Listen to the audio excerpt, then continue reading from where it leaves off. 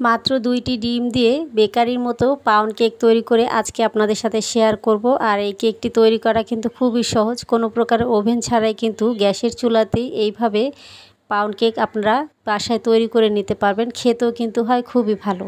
আজকে সেই রেসিপিটি শেয়ার করছি। রেসিপি ভালো লাগলে অবশ্যই একটা লাইক দিতে ভুলবেন না। প্রিয় দর্শক, আসসালামু আলাইকুম।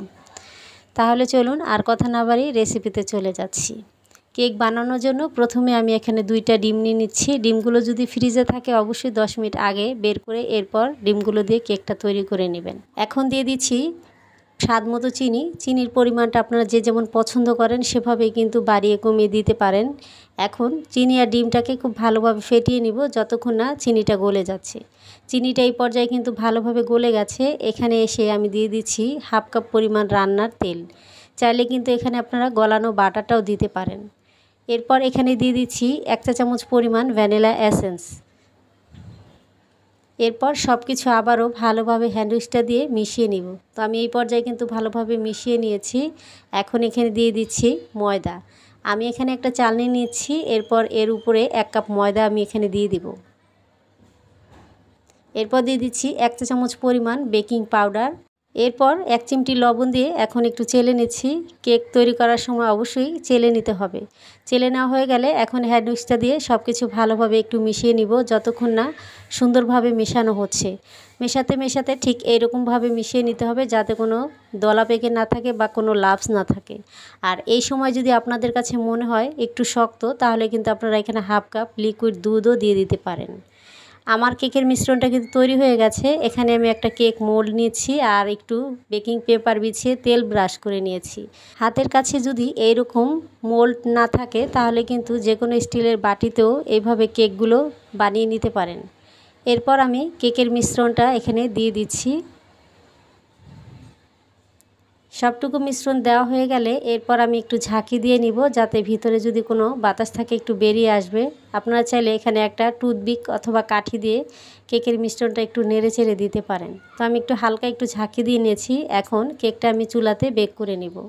চাইলে কিন্তু এই কেকটা আপনারা ওভেনে 180 ডিগ্রিতে 30 থেকে 40 মিনিটের মতো বেক করে নিতে পারেন।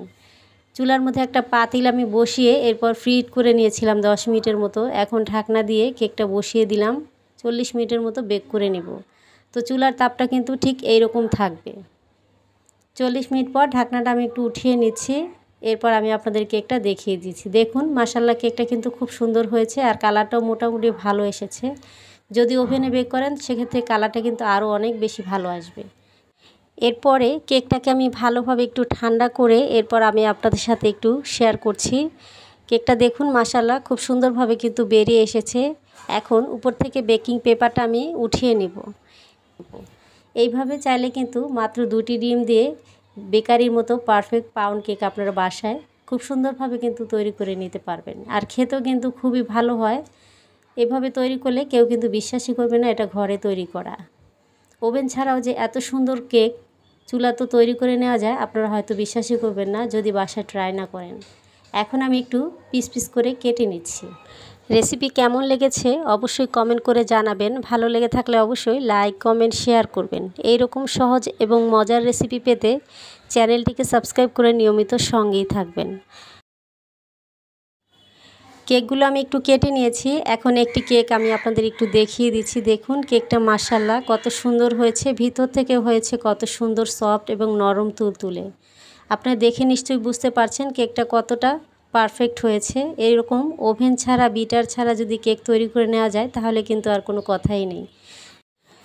সেম রেসিপি ফলো করে আপনারাও কিন্তু ঝটপট এইভাবে পাউন্ড কেক তৈরি করে নিতে পারেন। এত সুন্দরভাবে যদি কেক বাসায় তৈরি করে নেওয়া যায় তাহলে কিন্তু দোকান থেকে কিনে খাওয়ার আর কোনো প্রয়োজনই হবে না।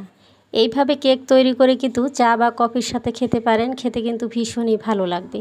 আমার রেসিপি আপনাদের কাছে কেমন লেগেছে অবশ্যই আমাকে কমেন্টে লিখে জানাতে ভুলবেন না। আজকে এখানে বিদায় নিচ্ছি। সবাই ভালো থাকবেন, সুস্থ থাকবেন। আল্লাহ হাফেজ।